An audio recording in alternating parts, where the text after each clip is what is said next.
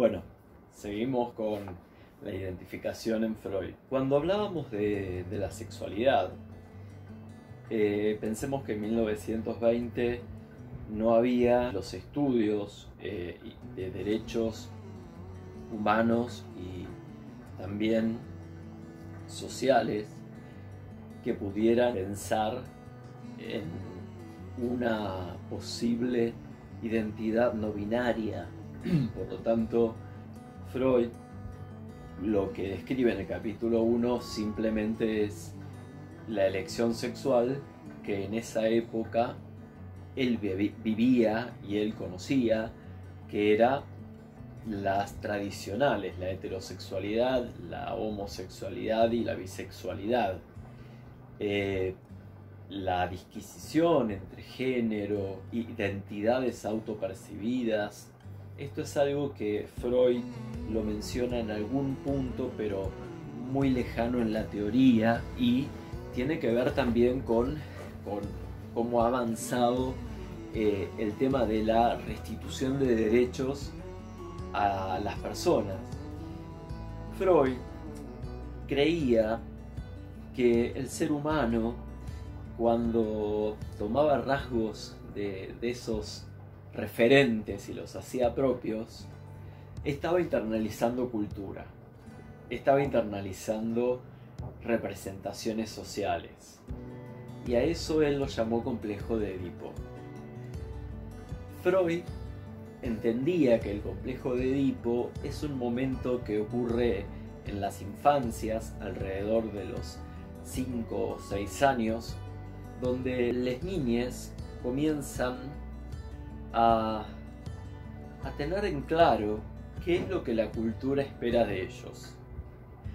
En ese sentido, esperan que una mujer sea madre y que sea dulce y que sea tierna, y que un varón ocupe mucho más espacio en el sector público, que sea más de utilizar la fuerza, que sea más dominante. Y de esta manera lo aprenden esos niños, porque en definitiva sus referentes son su familia. Digo, en 1920, como les contaba, sin redes sociales y demás medios de comunicación, en general la educación de la mayoría de los chiques se realizaba dentro de las casas. Por lo tanto, los modelos a seguir eran los modelos que se veían. Y cuando aparecía algún modelo diferente de sexualidad, se lo patologizaba porque no respondía a la norma de lo cotidiano. Bueno, bien, Freud en este capítulo 7 hace algo muy interesante, que quizás para esa época fue bastante revolucionario, ya lo venía haciendo desde 1905, y es explicar la génesis de la heterosexualidad, la génesis de la homosexualidad. Por lo tanto, vuelvo a repetir lo de la clase anterior, para él no viene nada dado de antemano. El concepto de naturaleza que Freud maneja no es el concepto de naturaleza que maneja, por ejemplo, el cristianismo o el judaísmo o algunas religiones musulmanas. Nacemos en un cuerpo de varón, en un cuerpo de mujer, y eso es lo que permite que después haya reproducción. Freud va a considerar que la elección sexual, las elecciones sexuales, son producto de la cultura, y que para que exista un paradigma heteropatriarcal, él no lo dirá de este modo, pero para que exista un paradigma heteropatriarcal deben confluir infinidad de variables.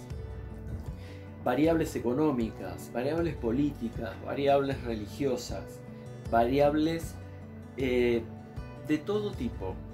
Por ejemplo, cuando uno analiza la instauración del casamiento en el siglo XII, lo que observa es la necesidad que se comenzaba a gestar en Europa de individualizar a les hijes de un hombre, porque iban a ser su mano de obra en el trabajo.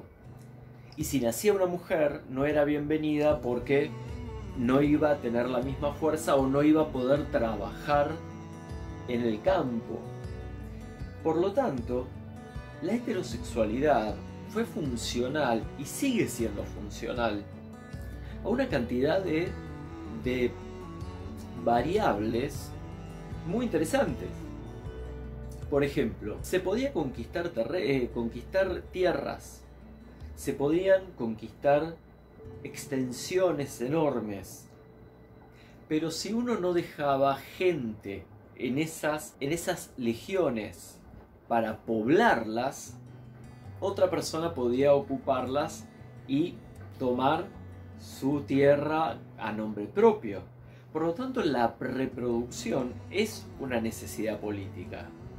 Es un deber del ciudadano para poblar territorios y no ser invadidos por otros, pero también para formar los ejércitos. Relaciones entre personas del mismo sexo no generaban hijes, por lo tanto eran sancionadas porque no daban trabajo ni mano de obra al no tener hijes, y por otro lado no podían dar soldados a los ejércitos. Y por otra parte aparece algo también muy interesante, que cuando la iglesia se instaura en el siglo II, con la caída de Constantinopla, toma mucho de los estoicos griegos, donde se empieza a plantear un problema con respecto al placer, a la satisfacción y a los placeres terrenales. El sexo como modo de placer, de disfrute, era una mirada pecaminosa, una mirada que debía ser evitada, porque se hablaba de que en realidad los placeres carnales eran placeres que se peleaban con los placeres espirituales, que eran muchísimo más supremos, superiores, y en ese sentido la templanza, poder controlar la sexualidad también tiene que ver con los discursos de distintas religiones que comienzan a ver en el placer una manera de desorganización social. Bien, Freud considera que la heterosexualidad se conforma en un proceso que va desde el nacimiento aproximadamente hasta los 5 o 6 años.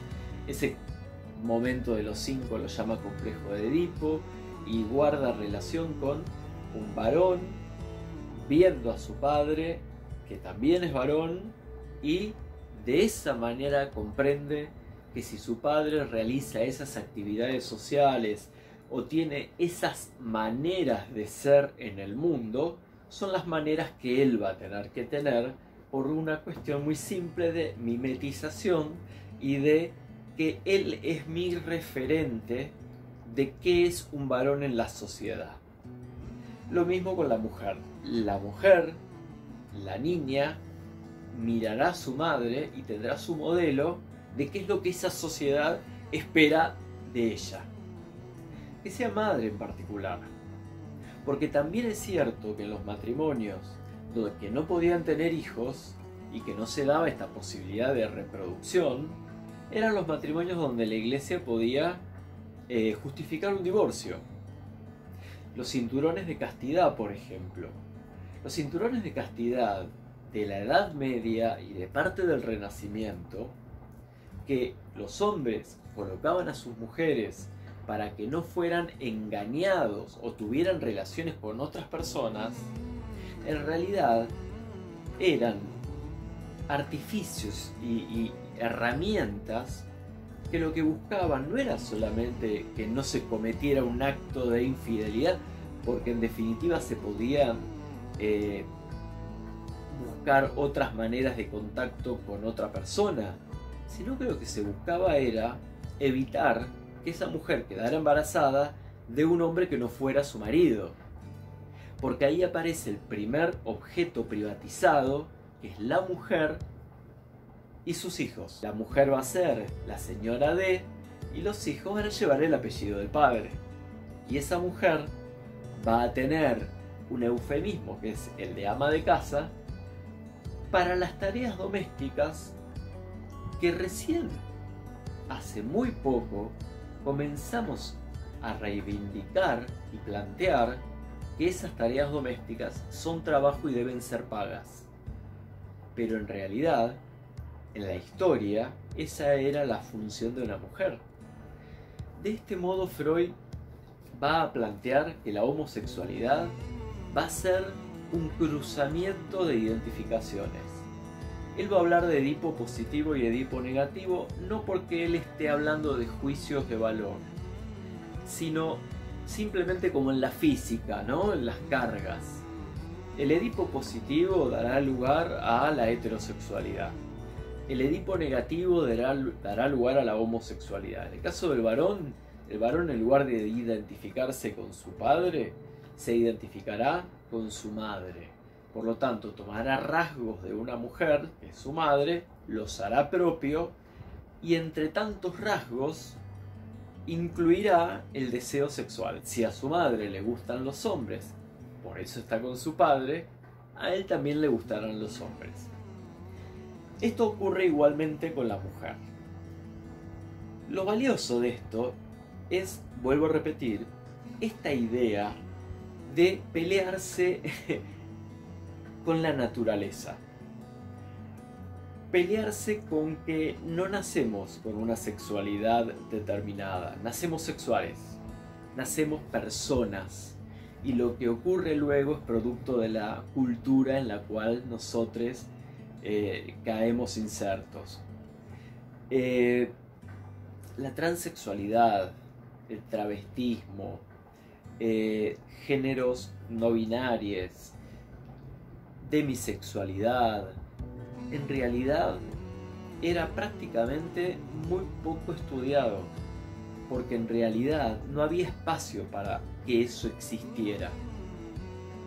Existían casos de travestismo, tanto en hombres como en mujeres. Se los toleraba cuando respondían al arte y eran artistas, pero cuando se trataba de modalidades de vida, eso era pagado con la cárcel y hasta con la misma vida. Tanto en Argentina como en Viena, ese tipo de sublevaciones, de subversiones, fueron vigilados y castigados. En la próxima vamos a trabajar del capítulo 7 un poquito qué quiere decir Freud con esto del canibalismo y de la introyección, si les parece.